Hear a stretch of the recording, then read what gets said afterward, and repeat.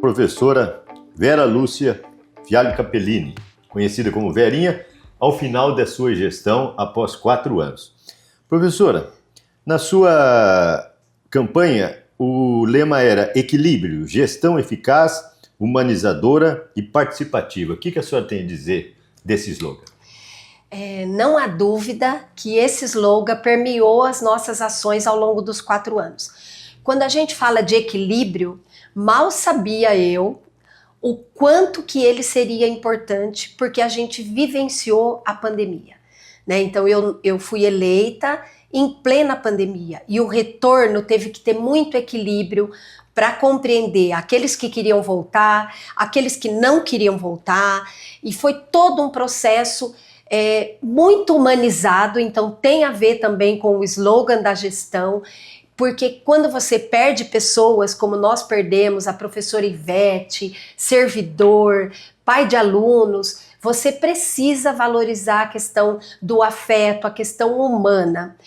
E também quando a gente pensa na questão de participativa, foram muitas reuniões, Moretti, muitas reuniões, muitas vezes cansativas, mas esta gestão procurou, ao longo dos 4 anos, valorizar os coletivos, valorizar os órgãos colegiados, as comissões, os departamentos, que traziam as demandas e elas eram debatidas, discutidas e aprovadas na congregação.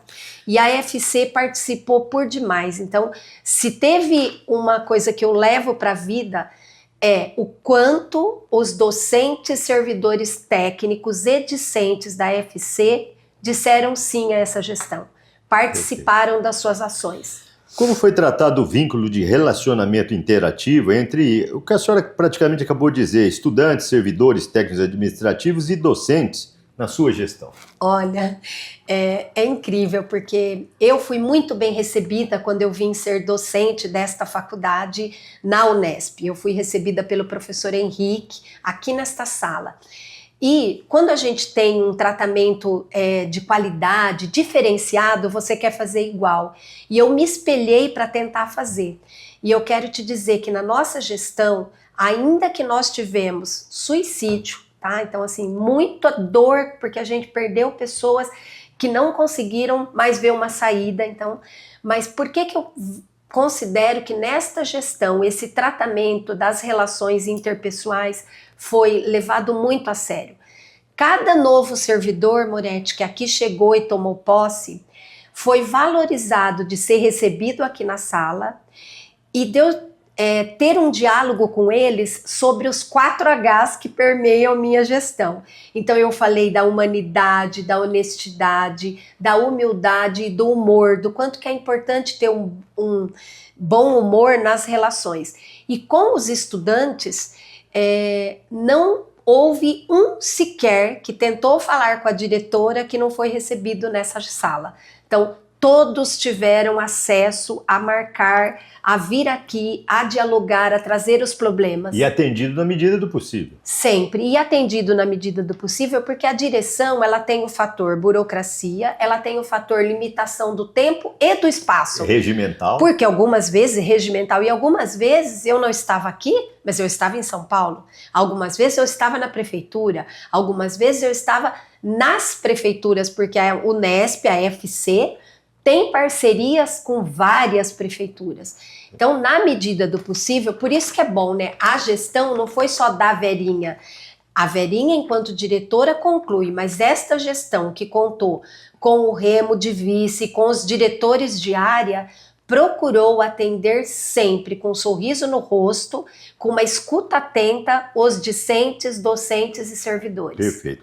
As tecnologias digitais de apoio à educação, como foi a intensidade nas práticas pedagógicas nesses últimos 4 anos? O que a senhora tem a dizer dessa inclusão que a Faculdade de Ciências ela é de vanguarda nessa área? Sim, ela é de vanguarda.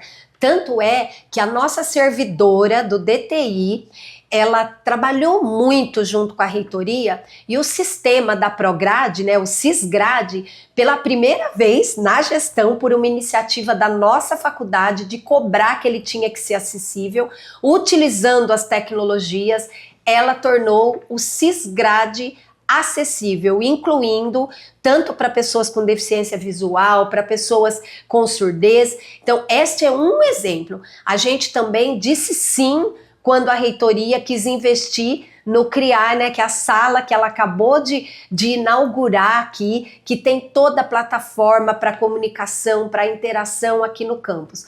Outro exemplo que eu gostaria de dar é que nós tivemos uma preocupação grande com as páginas, de divulgar as nossas ações. Eu quero dizer que eu sou muito grata à nossa assessoria de imprensa, porque seja via IPMET, CEDIC, seja via a primeira página que você, Moretti, sempre alimentou, houve uma preocupação com os diferentes canais, Instagram, Facebook e na página oficial, de prestação de conta para a sociedade. Porque, afinal de contas, a sociedade nos sustenta e a gente compartilha lá o que a gente faz. Para além disso, vários dos nossos docentes atenderam as ofertas do CEDEP 3, participaram de formação sobre práticas inovadoras, sobre o IA. Por mais de uma vez foram vans daqui levando os servidores a participar das oficinas pedagógicas com o intuito de ter uma prática pedagógica mais inovadora. Perfeito. E finalizaria dizendo que a gente houve uma preocupação com os recursos dos editais para os laboratórios. Por exemplo, a pedagogia, ela trabalha com inclusão, com acessibilidade. Um dos editais foi ter um parque acessível para que os alunos aprendessem como utilizar e os projetos de extensão já pudessem usar deles aqui. Perfeito. Como foi trabalhado o tema compromisso? A senhora já deu até um spoiler aí, o compromisso com a qualidade de vida e melhoria permanente de condições de trabalho. Vocês facilitaram muito para os servidores e docentes o trabalho do dia a dia, né? Sim, a gente procurou, primeiro, ter uma escuta atenta, trazer as demandas, eleger prioridades. Muitas vezes não dava para fazer tudo numa única vez. A gente elegia prioridades e seguia a risca para atender aquelas prioridades. Mas, por outro lado, eu gostaria de dizer que nessa gestão, todos os servidores e docentes que tiveram a oportunidade de se desenvolver profissionalmente, participando de cursos, oficina, dos encontro de secretário, encontro de motorista, encontro da DTA, encontro da finanças, todos. A FC não mediu esforços para que todos participassem. E, além disso, estava no plano e a gente conseguiu levar a cabo, que era um programa de desenvolvimento profissional. A cada mês ou a cada 2, nós promovemos oficinas, palestras, workshopping para os servidores.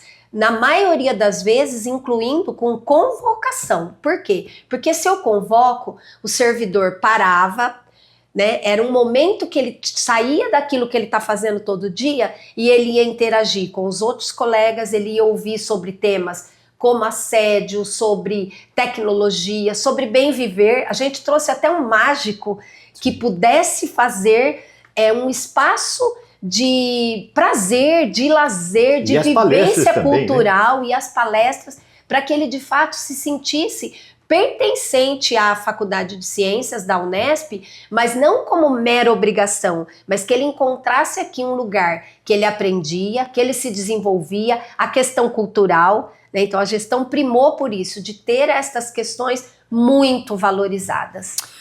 FC Transformação, Acolhimento, Sustentabilidade e Inovação, trabalho coletivo e referenciado socialmente para a construção de um amanhã mais justo e sustentável. Essa meta foi alcançada? Olha, eu diria que, lógico que eu gostaria de ter alcançado 100%, porque a gente ainda imprime materiais que poderia já ter sido minimizado. Mas eu gostaria de lembrar os unespianos, em especial da FC, que a gente conseguiu, primeiro, com parceria, e tá tudo bem ir atrás de parceria da Cicobi, a caneca para que todos tomassem água numa perspectiva sustentável de ficar diminuindo, de não utilizar o copo plástico para todas as vezes que a pessoa bebe água. Impacto ambiental. Não só porque financeiro também, porque quando a gente pensa em cada copo que vai, se você somar um, Parece que não é muito, mas se você somar de 8 departamentos, de todos as unidades auxiliares e do que fica disponível, o volume é muito grande ao longo dos anos. Não contente só com a caneca para água, mas passou a FC em parceria com a fundação, conseguiu diminuir o copo do café, a ponto de cada um ter o seu copo, cada um poder tomar ou café ou chá, que é outra ação sustentável. Outra ação nesta direção que eu penso que é importante, que foi mitigar os efeitos para prevenção de incêndio, de situações aqui no campus. A senhora valorizou muito a CIPA, né? Sim, então valorizamos muito a CIPA e, por exemplo, na época que não chove, tinha muitos galhos caídos e eu fui insistente na AG como diretora que tinha que ter a poda horizontal, mas também tinha que ter a vertical. Porque quando cai um galho de árvore num carro, eu conserto o carro. A responsabilidade é da senhora. Eu conserto o carro, a responsabilidade foi nossa e onerou o serviço público. Mas se o galho caía na cabeça de alguém, é pior ainda, e pudesse essa pessoa não viver, a vida é o bem mais precioso. E a gente conseguiu, com muita insistência, que fosse aditado um novo contrato para que a gente cuidasse do campus de modo sustentável. Não era destruir as árvores, mas aquela parte que está caindo, que vai prejudicar o ambiente, precisava ser podada. E a gente, depois de muita insistência e parceria da AG, eu termino a gestão e hoje no campus tem 2 contratos, um para poda horizontal e um para poda vertical, com o objetivo de minimizar isso. Sim. Minimizar incêndio, porque às vezes os galhos estão tudo lá caído e pode minimizar risco de acidente, valorizar as ações da CIPA. A gente está tentando construir, né, a brigada de incêndio, fizemos formação, educamos os laboratórios, que todo mundo tem que no laboratório usar as roupas que são mesmo os EPIs. Então, assim, a gente não fez, Moretti, tudo que a gente gostaria, porque alguém que fala que vai cumprir 100% dos seus planos, possível, né? Ele ignora as variáveis que acontecem, que não estão previstas. Por outro lado, este item foi muito cuidado para que a gente incentivasse cada um a cuidar do ambiente, das pessoas e ter essa gestão preocupada e referenciada na ciência. Porque se a ciência diz, por exemplo, que é bom não ficar imprimindo todo tipo de papel, tudo que a gente pôde colaborar para ser via sistema, para diminuir o tanto de papel que a gente imprime, a gente fez. Então, não foi 100%, mas foi um item perseguido. Foi minimizado. E que eu espero que a próxima gestão continue seguindo. Vamos falar da menina dos seus olhos. Ampliar estratégias de acolhimento, enfrentamento, efeitos da Covid-19. Esse assunto foi trabalhado, foi através do NTAPS? Sim. Então, o NTAPS, ele é sim, de fato, um projeto do coração.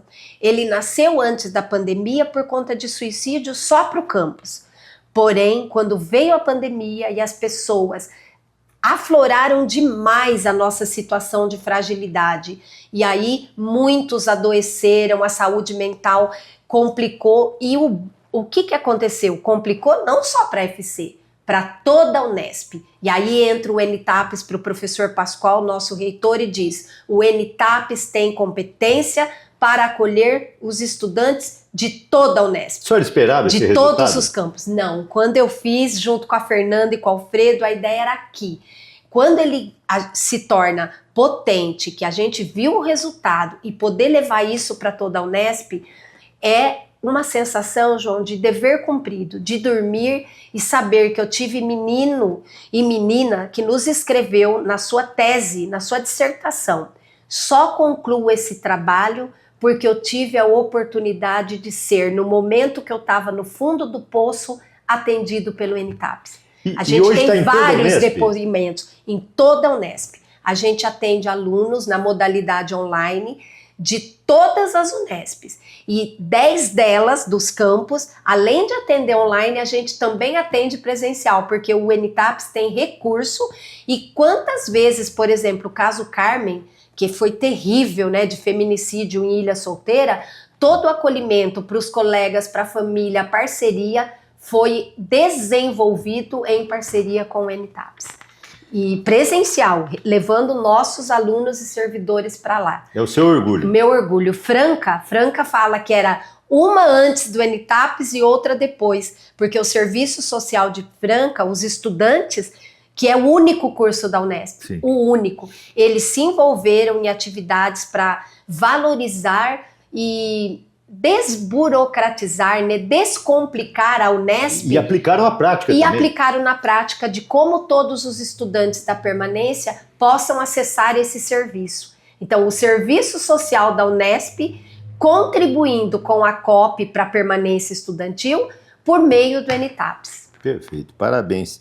Como é que foi tratada a internacionalização da sua gestão? Houve avanços? Como é que foi as parcerias internacionais? Sim, houve avanços tímidos, mas houve.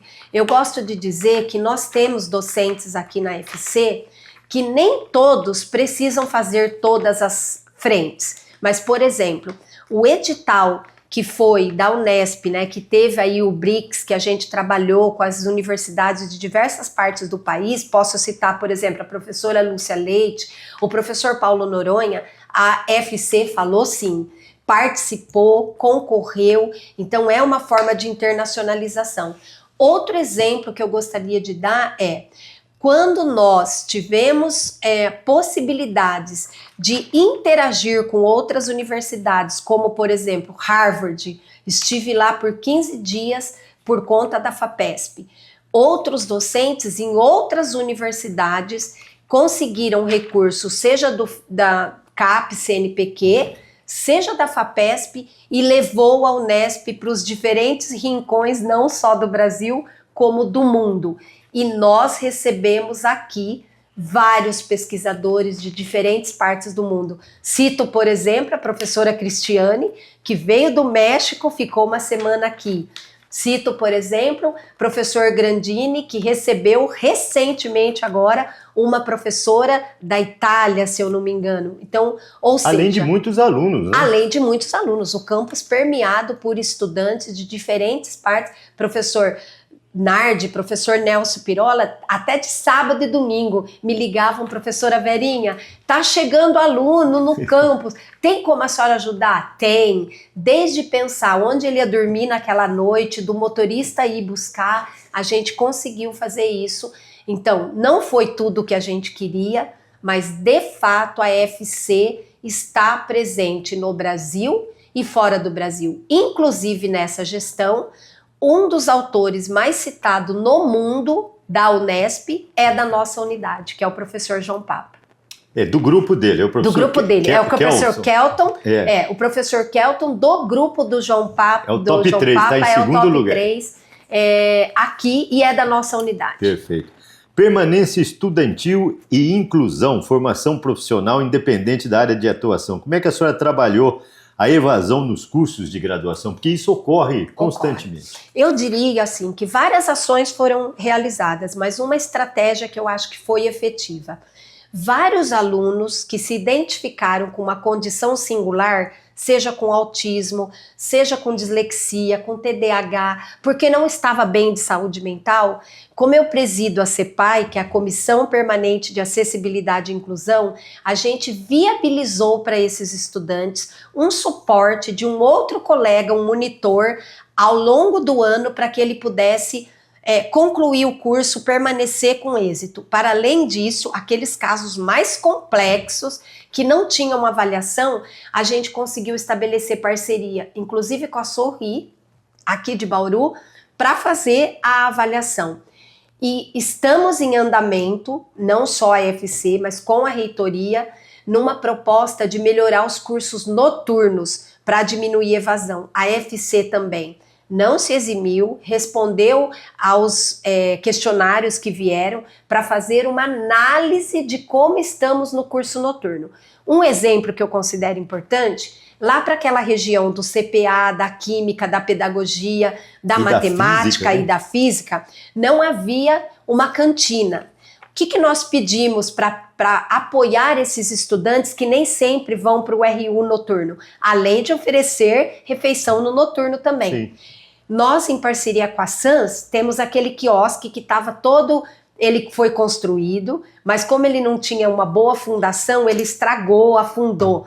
Priorizamos na AG o conserto, veio uma geladeira da SANS, ela está lá e a gente colocou como prioridade 0 aquele espaço ser um espaço para que os alunos pudessem fazer uma refeição com mais dignidade, porque às vezes eles comiam em pé de não ter um lugar. Sim. E hoje ele é super utilizado. Parece que tem até um micro-ondas para eles esquentar. Tem micro-ondas, tem a geladeira. E um outro exemplo é valorizar os estudantes nos espaços enquanto não se construiu o centro de convivência. Não sei se vocês observaram, ao lado da biblioteca, Sim. a gente fez um painel bem alegre, no sentido de que as flores, as cores, elas contribuem para o bem-estar, e colocamos 4 mesas com 4 guarda-sóis para que eles pudessem ter um lugar para sentar, para ler um livro, para estudar, ao lado da biblioteca. Essa foi uma ação em parceria com a AG, mas que foi sugestão da FC dessa gestão. Perfeito. Fala da importância da formação contínua e a valorização do trabalho dos servidores, docentes e discentes. Isso. Só já deu um spoilerzinho. Como já mencionado em outros, eu vou dar um exemplo, o quanto que esse tema é importante e precisa ser trabalhado. Por exemplo, a gente fez o convite para a professora Larissa, da PROAD, da antiga CAAD, vir ao campus e ensinar como a gente refere a pessoas que têm, por exemplo, um gênero diferente do seu. E muitas vezes o servidor não sabia como falar, não porque ele não queria, porque ele não aprendeu. Então era uma preocupação de como a gente faz o chamamento a pessoas que têm uma condição, uma característica, uma preferência de orientação sexual diferente da sua. Para além disso, um outro exemplo, os assessores precisam escrever bem um ofício.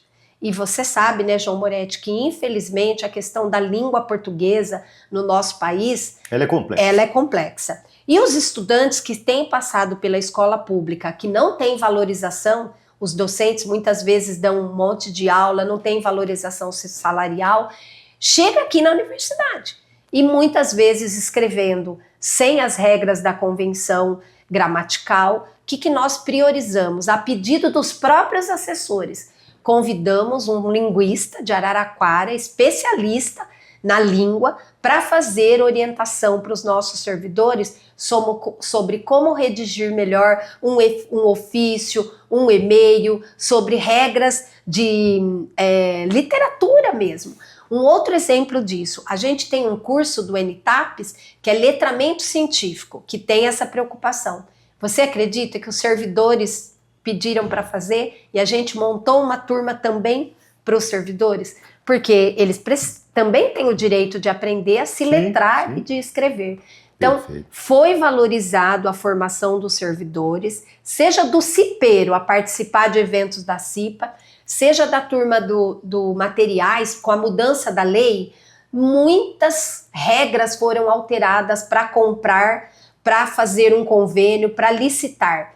Todos eles, sem exceção da seção, por exemplo, de materiais, receberam formação, participaram de cursos, seja com a USP, seja com o governo do estado. Ao oferecer cursos, a gestão dizia, vai, porque é importante, seja online e seja presencial, custeando as despesas para que o nosso servidor tenha uma boa formação e possa ofertar um serviço de qualidade. Maravilha. Num apanhado geral, comente sobre a nossa extensão CPA e IPMET, diretamente beneficiando a sociedade, não só bauruense, como do estado e quem sabe do Brasil. Isso. Então, assim, a nossa extensão, ela se dá, e agora com a curricularização, nos diferentes cursos, mas em especial, como destaque, essas 2 unidades que nós temos na FC têm uma contribuição sobremaneira para a sociedade. Por exemplo, o CPA atendendo muitas pessoas da comunidade que estão em sofrimento, porque o NTAPS olha para o aluno da Unesp, o CPA olha para a comunidade. Então, quantas vezes eu vi senhorinha, idosos, pessoas com deficiência chegando no CPA e sendo atendido.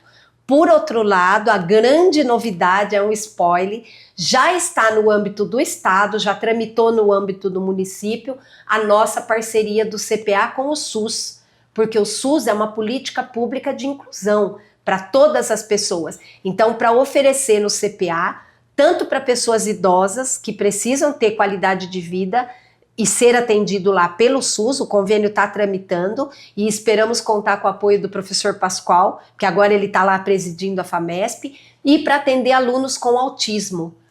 Mas a AFC vai receber alguma verba do SUS? Vai, porque o convênio, quando ele é firmado pelo SUS, ele diz, esta unidade auxiliar tem expertise e qualidade como Araraquara, como o Centrinho. O Centrinho recebe verbas do SUS para atender as pessoas com deficiência auditiva, fazer audiometria.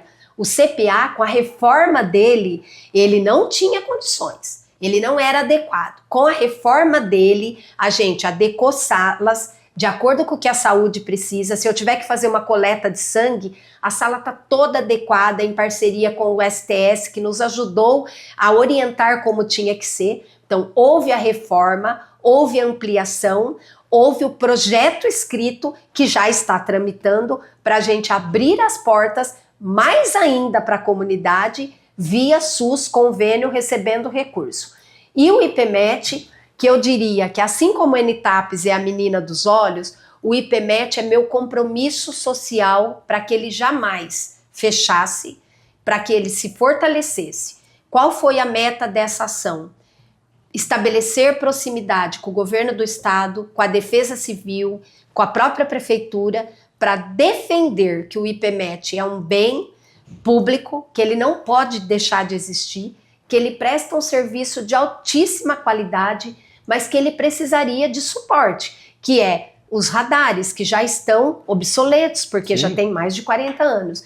E eu quero crer que talvez eu não veja como diretora, porque está tudo na fase final, mas eu posso já falar que é oficial. Foi autorizado. A USP está comprando 4 radares, o governo do estado autorizou, então isso é oficial, está publicado no Diário Oficial, que a partir de 26, porque ele precisa pôr recursos, o IPMET, por meio do CEPLAN, que é o Centro de Planejamento Estratégico do governo do estado, de gerenciamento de todos os radares, será o IPMET operando todos do estado.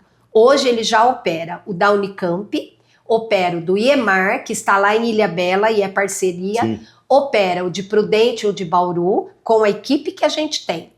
O governo injetando recursos e a USP comprando radar, porque a USP está com uma condição financeira mais sustentável do que a Unesp, ela está comprando 4. Os 4 vão ser colocados em áreas distintas, não que a USP quis, indicada pelo governo do estado a partir do relatório que foi enviado, que o grupo de trabalho fez, e a USP sabe, está ciente e de acordo, ele entra com o radar, a Unicamp já entrou com um, o IEMAR, que é a Unesp, já entrou com um. O governo, num convênio de parceria, transfere recursos para a Unesp para que ela possa fazer a operação gerenciar tudo isso. Maravilha, parabéns. Sobre o custeio e investimento, a FC, como está atualmente? Isso, esse é um item que a gente carece de lutar para que melhore. O que acontece? A FC, ela foi encampada depois das outras, né? Então tem esse histórico, depois de outras unidades, o campus de Bauru. E o campus foi crescendo, crescendo, crescendo. Então hoje nós temos muitos cursos, curso noturno, pós-graduação. Unidade que tem mais departamento. Unidade que tem departamento, que tem mais curso. E o que acontece com isso?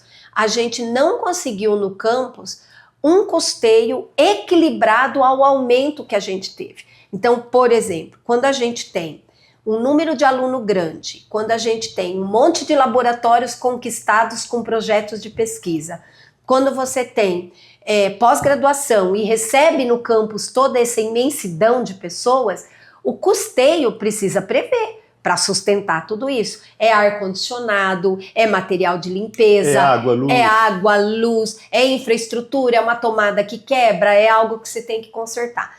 Então a gente vem defendendo junto à reitoria e aos outros colegas diretores, e eu quero crer que vai ter uma melhora para 26, que foi levar em conta o número de alunos, o número de curso, o número de docentes de cada unidade. Não dá para desconsiderar a quantidade de pessoas.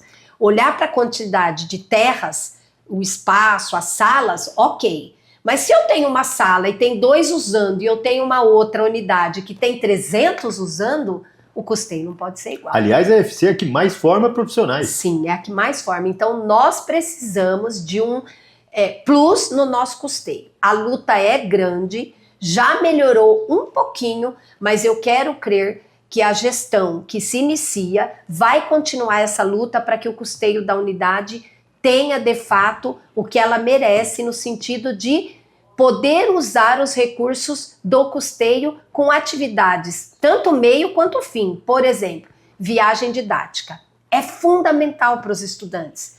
Antes dessa gestão, a gente não tinha recurso.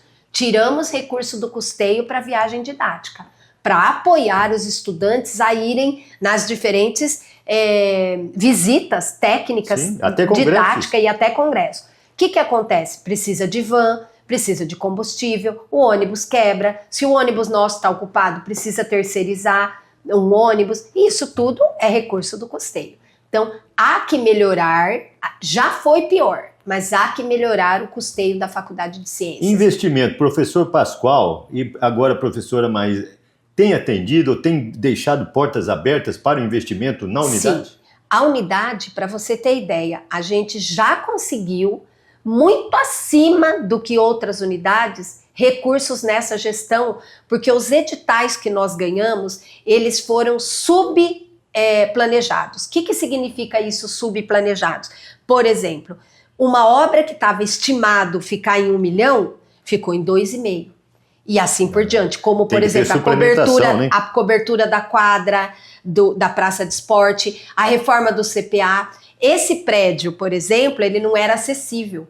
Fizemos toda a acessibilidade dele. Piso tátil, as barras, o banheiro acessível. Sala de aula na educação física não tem que vir mais para cá, né? Não tem que vir para cá. Então, tudo isso foi honrado pela gestão do professor Pascoal e tem o compromisso que a professora Maísa vai continuar atendendo o que nós levantamos com prioridade. Não é sair fazendo prédio sem responsabilidade, pelo contrário. A gente ainda tem obras em andamento, mas, por exemplo, a FC precisa de uma central de salas de aula digna. A gente ainda tem sala de aula de amianto, que é muito ruim. Laboratório de computação, que ainda não... Laboratório de computação, que está na reta final para licitar e que ainda não saiu. Então, o compromisso financeiro do LEPEC já está na unidade. Tá? Detalhes de projeto. Mas, por exemplo, é meta nossa do campus que a FAAC e a FC e a FEB tenham salas de aula dignas. Se a gente fizer uma distribuição no campus das que existem, a FEB ficaria com as que a gente já tem nessa região, que é das 6, 7, 10, a sala 1, seria suficiente para atender com qualidade a FEB, mas para que isso aconteça de ficar separado, salas para FEB, salas para FC e sala para FAAC, a FAAC e a FC, sobretudo as 40 e as 50, que são de amianto, precisa ter uma central de sala de aula para a FAAC e para a FC. Essa é uma luta que a gente vai continuar. Eu me lembro na estadualização que essas salas de amianto foi um compromisso da reitoria para 10 anos só de existência. Aí viria recurso para a construção de novas salas. Está há 37 anos. Exatamente. Aí, um compromisso que era para 10 anos. E isso está sendo cobrado na LESP, porque os reitores têm sido chamados para prestar nas oitivas sobre como eles gerenciam as suas verbas. E no caso da nossa faculdade, no campus de Bauru, uma deputada já mencionou que o campus tem uma dívida. A gente tem a reitoria uma dívida com o campus. Qual? As salas de amianto precisam ser substituídas. Perfeito. Como você bem falou, já era um compromisso para que só durasse 10. Já está mais de 30, 37, quase 40, e nós não conseguimos substituir. A senhora inaugurou esta semana, recentemente, mais precisamente no dia 1º de setembro de 2025, o CREAI, com a visita da comitiva da reitoria. É uma sala de vanguarda. Que a senhora também tem orgulho dessa conquista? Muito orgulho, porque em 2019 eu, por exemplo, estabeleci uma parceria com a professora Jay de Nova York, por meio daquele programa do Brave e do COIL que a gente tem na Unesp. E eu fui na sala 14, quando não tinha esta capacidade, recebê-la online com os alunos e por umas 10 vezes caía, não funcionou, não dava certo. Qual é o meu grande orgulho hoje? Que ainda que se passados 6 anos e pós-pandemia, a gente ter um espaço de vanguarda que possibilita plataforma de qualidade, equipamento de qualidade, não mais para a professora Verinha. Eu fui uma pioneira lá em 19, mas para todos os docentes que assim quiserem, seja no ensino da graduação ou da pós-graduação, poder interagir tanto com outra unidade, porque a sala permite, quanto com outras unidades de outros países, né? Então, unidades da Unesp, unidades USP, Unicamp, as federais, e de outros países. Tem um monte de videoconferência. Agora, né? Com grande recurso. Porque as salas de videoconferência que a gente já tinha, elas eram efetivas, mas era para um número pequeno. Quando você tinha uma turma de 40, 35... Não cabia mais que 12 pessoas. E agora a gente tem um recurso de vanguarda que vai possibilitar essa conectividade com todo mundo, e eu espero muito que os alunos e docentes usufruam, porque não foram todas as unidades que receberam, apenas 7, e a nossa é uma delas. O que eu não perguntei que a senhora gostaria de destacar, professora? Eu acho que você não perguntou e eu gostaria de destacar como uma fase final. O que se constituiu um dos maiores desafios para a gestão? Eu diria que foi conviver com a qualidade e compromisso de muitos que vestem a camisa da Unesp, em detrimento de poucos que não vestem e que, infelizmente, o seu superior imediato direto, porque muitas vezes acabava vindo para a gestão, não tomar nenhuma providência. Na Unesp não cabe tudo, não é verdade. A gente tem mecanismo legal para que aqueles servidores, de fato, que não se comprometem, que não trabalham, que a gente possa de fato apurar e chamar a responsabilidade. Mas essa tem que ser uma tarefa diária do supervisor imediato que está lá perto. Mas com isso eu não quero dizer que foi ruim, porque eu vi muitas pessoas como você, como meus diretores, como muitos servidores que atuaram próximo de mim, dando sangue, fazendo muito, sendo protagonistas, trabalhando muito mais do que aquilo que era esperado. Sabe aquela ideia? O que é esperado, a pessoa já faz. Está no rol da minha função. Está no rol, mas eu vi muitas pessoas dizendo assim, professora, a gente é Unesp. Sabe aquela frase, a Unesp é meu segundo lar, é minha casa? Para mim é. Então, assim, eu recebo todo quinto dia útil um salário para fazer aquilo que eu amo, com muita satisfação, com muita. E por isso que seria minha última consideração. Dizer que foi triste, porque eu vi, mas que bom que foi a minoria. A maioria veste a camisa e eu sou muito grata por servidores que tiraram leite de pedra. Tiraram leite de pedra no também sentido... tem docente, muito dedicado. Servidores e docentes, de modo geral, que estavam aqui para servir. E poucos que não estavam, as chefias muitas vezes acham, sempre foi assim, não vai dar em nada. Não, a gente precisa ser responsável com o ordenamento público, a gente é o ordenador das despesas.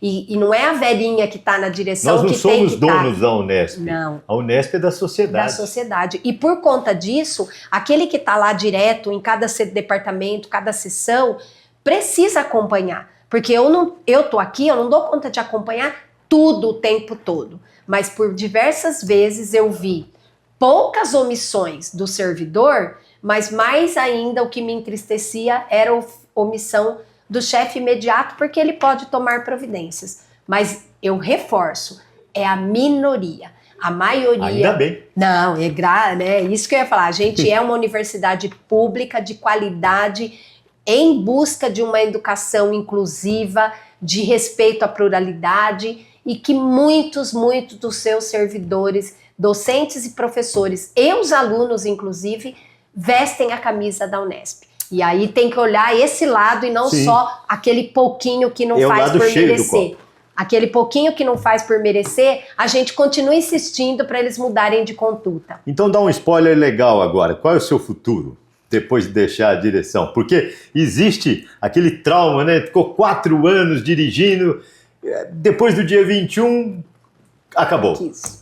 Então eu vai para o IPMET, vai para a pró-reitoria. Então assim, de fato, o meu spoiler não vou aposentar, porque eu ainda tenho muita saúde e eu penso que eu posso contribuir para a Unesp. Além de tudo, pela legislação, eu tive o prazer de me tornar professora titular nesta gestão, a primeira. E consegui, antes de terminar, que mais uma mulher venha para compor o time de mulheres titulares da FC. Então, como eu tenho que, pela legislação, ter 5 anos de titular, eu só tenho 2. Então, eu não tenho dúvida que eu tenho mais uma vida pela frente. Mas, independente do titular, eu sinto que eu ainda tenho que contribuir com a Unesp. Eu estou de coração partido, porque a FC é minha segundo lar. Eu tenho um carinho muito grande pelas pessoas que trabalharam comigo. E eu quero dizer que deixar a gestão não é um apego do cargo, do título, mas é muito mais uma tristeza de eu perder o contato com as pessoas. No meu dia a dia. Esse laço de amizade é impagável, né, professor? Moretti, eu já estou sofrendo de convivência com a minha assessora, a convivência com o meu vice, a convivência com todos aqueles que eu ligo e falo, quebra meu galho, faz, e que me atende com um sorriso no rosto, meus 3 diretores, toda a equipe aqui da administração, do acadêmico e do administrativo. Por outro lado, a gente tem desafios postos, por exemplo, a inclusão na Unesp, pessoas com deficiência chegando, pedindo redução de jornada, não só pessoas, alunos, servidores, a questão das reservas de vaga está aí. A gente vai receber cada dia mais pessoas com deficiência e eu sou uma cientista dessa área. Então, é uma porta que está aberta para que eu possa contribuir, para ampliar a acessibilidade e inclusão da Unesp. Por outro lado, o IPMET ficou órfão de um líder, porque eu estava aqui como diretor e eu avoquei para mim a supervisão de lá de algo que é uma potência, que precisa de um líder lá no dia a dia. A senhora não é onipresente de estar aqui lá, né? Eu não consegui, a limitação do tempo e do espaço e de não ser onipresente, que muitas vezes eu poderia fazer muito mais se eu tivesse de corpo e alma. Então, o IPMET é outra frente que eu vejo que não precisa ser meteorologista para ser o gestor do IPMET. Precisa contar com o apoio dos meteorologistas. Mas estes precisa de um bom líder. Um gestor. Precisa de um gestor para tocar essa empreitada que vem pela frente e ainda mais no mundo com todos os desafios dos desastres naturais, climáticos e de prevenção que está aí. E uma outra possibilidade que eu vejo é também de dizer, olha, você contribuiu nesses 4 anos, agora pisa no freio e volta, por exemplo, para o Departamento de Educação e continua com as pesquisas. A gente tem o Centro Multidisciplinar de Desenvolvimento de Tecnologia Assistiva. Então, assim... Reitoria nem pensar. Então, a reitoria, eu tenho esse pensamento que contribuir com a acessibilidade e inclusão é algo que seria via reitoria. Por quê? Para ganhar maior dimensão também. Exatamente, para não ser só da FC.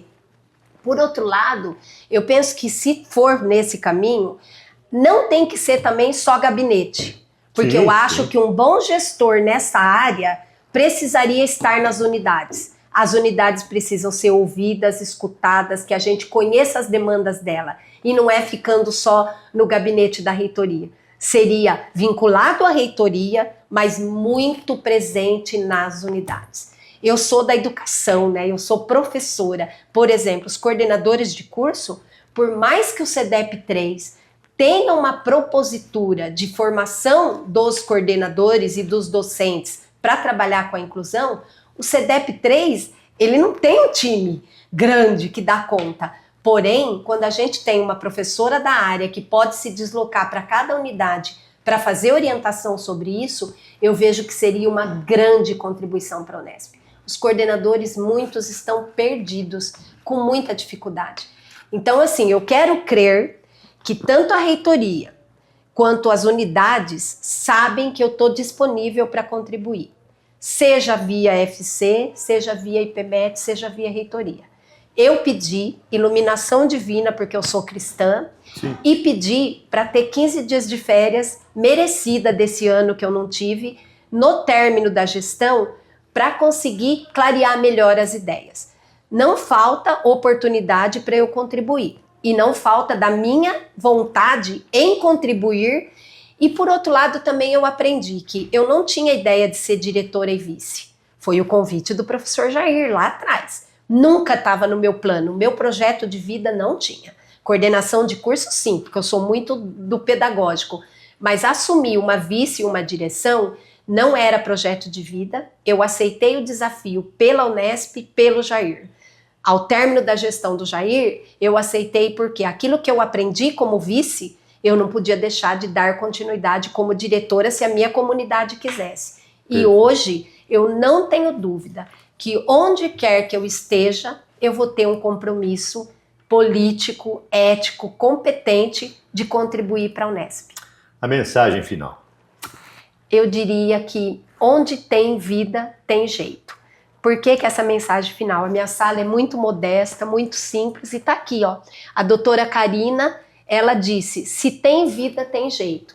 Minha mensagem final é, se você que está ouvindo esse vídeo agora, de uma gestora que está concluindo a sua gestão, e se em algum momento da sua vida, seja servidor, aluno ou docente, você achou que estava no fundo do poço e que não valia mais a pena viver e respirar, busque ajuda, seja do NTAP, da STS, seja minha, porque eu posso garantir que enquanto tiver um fio de vida, tem jeito para transformar essa vida. Essa é a minha mensagem final. E cada vez melhor. E cada vez melhor.